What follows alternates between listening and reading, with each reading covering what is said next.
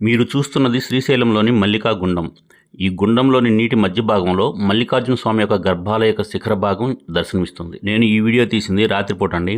పగలు రాత్రిపూట ఏ సమయంలోనైనా మల్లికా గుండంలో స్వామివారి శిఖరం మనకు కనిపిస్తుంది. రాత్రిపూట అయితే లైటింగ్తో కనిపిస్తుంది. జాగ్రత్తగా చూడండి వీడియో.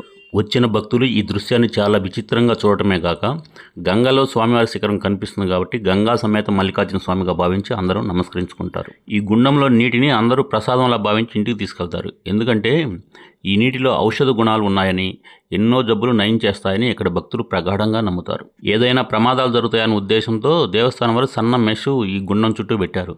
అయినా భక్తులు ఆగట్లేదు. దాంట్లో నాణాలు వేయటం, పూజా ద్రవ్యాలు వేయటం, కొబ్బరి చిప్పలు వేయటం ఏదో రకంగా వేస్తున్నారు. అందుకని ఒక 3 అడుగుల దూరంలో పెద్ద గ్రిల్స్ పెట్టించారండి, లోపలికి ఎవరు వెళ్లకుండా.